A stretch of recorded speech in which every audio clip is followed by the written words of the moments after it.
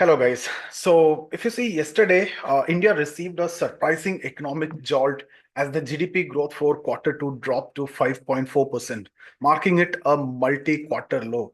And this figure shocked economists who had expected growth to be above 6%, with predictions which were ranging, between 6.2 to 6.8. So that's the forecast. And look at the actual figure, 5.4, which is significantly low. So in this session, let's try to understand the reasons behind this slowdown and the sectors which were impacted and what this means for India's economic trajectory. So let's look at the overview of the Q2 GDP data. So the Q2 GDP growth figures, if you see, it covers from the period of July to September, which were released by the Ministry of Statistics and Program Implementation. Please just note it down in case if the MCQ is asked. And these statistics showed the slowest growth rate in over 6 quarters.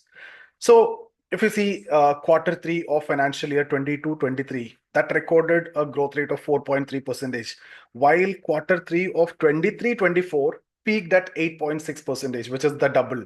And quarter two figure of 5.4% reflect a significant decline from the previous quarter, which is 6.7%.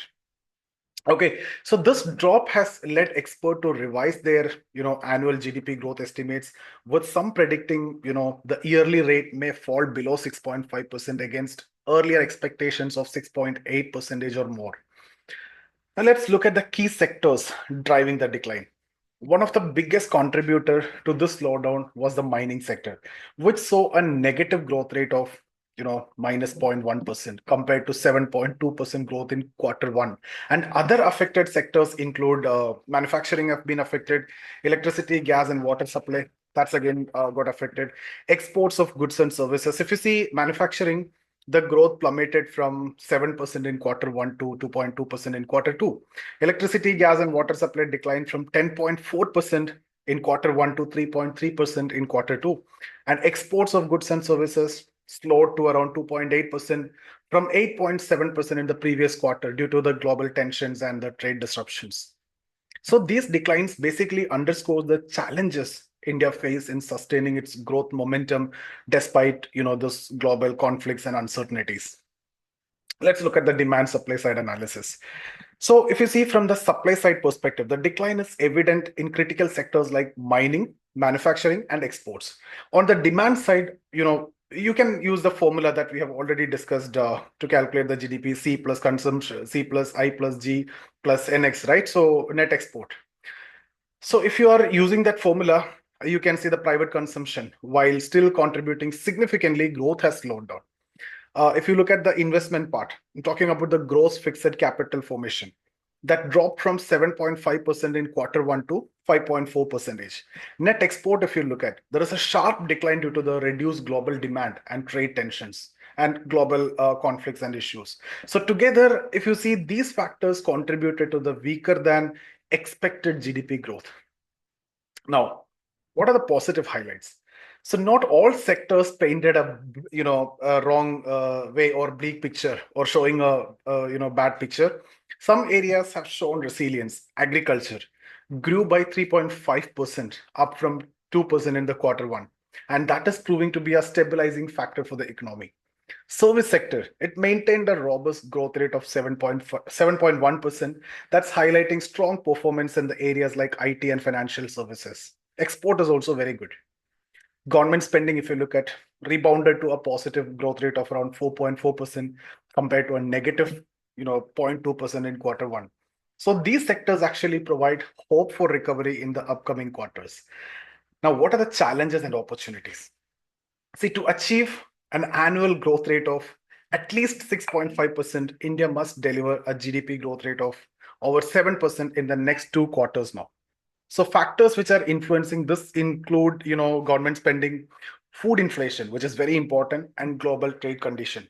So if you look at the government spending, with elections behind us, increased capital expenditure is expected in the second half of the fiscal year.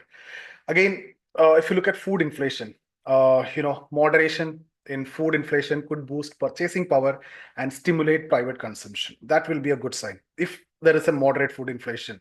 And if you look at the global trade condition, see, the question is about the tensions in the Middle East and across the world, right? So Ukraine, Russia, Iran, Israel. So across the world now tensions are there. So easing tensions in the global market, particularly in the Middle East and between Russia and Ukraine, could improve the export performance also. Again, coming to monetary policy, see, the decline in GDP growth has increased pressure on RBI to adjust monetary policy. With the repo rate currently 6.5%, the central bank faces a dilemma. The central bank now forced to reduce the repo rate, right? So reducing repo rate means it could stimulate borrowing and spending, but at the same time, so it will increase production. GDP growth will be there. So automatically, what will happen is it will be inflationary. So when the demand, when the money is available, money supply is there, automatically it will lead to inflationary pressure. And maintaining rates, if you see, again, it helps to curb inflation, but again, the issue will be with respect to the growth. It could, again, deteriorate the economic activity further. So the choice is either maintain as it is now, right? The Fed Reserve also reduced the rate, and at that point of time, we were expecting that RBI also will follow the suit, but RBI maintained that. So RBI can do the same, but the issue is that growth will be compromised. If reduced, then we may get the stimulus, the stimulation and the growth may improve, but at the same time, the pressure will be there due to inflation. So upcoming monetary policy committee meeting in December is very crucial in determining the next steps, and we need to wait for that. Now, we also talk about structural changes for long-term growth. See, experts believe that this slowdown highlights the need for structural reforms to boost long-term growth. And this include enhancing export competitiveness that you can do by diversifying trade partners and improving logistics. Again, investing in infrastructure to support industrial growth and job creation that is very much required. Encourage private investment. So that can be done through policy incentives and reducing red tapism, etc. Such measures, if you see enhancing export competitiveness, very important. Investing in infrastructure, you cannot ignore. Encourage the private investment, very much required. So these measures can ensure that temporary setbacks don't derail India's growth ambitions. So how can we conclude? See, guys, the Q2 GDP figures are very much disappointing. They also present an opportunity for introspection and corrective action also.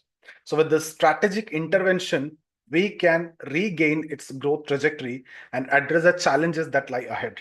So let's watch how the government and RBI respond to the coming months. And that's about this session. Thank you for joining me.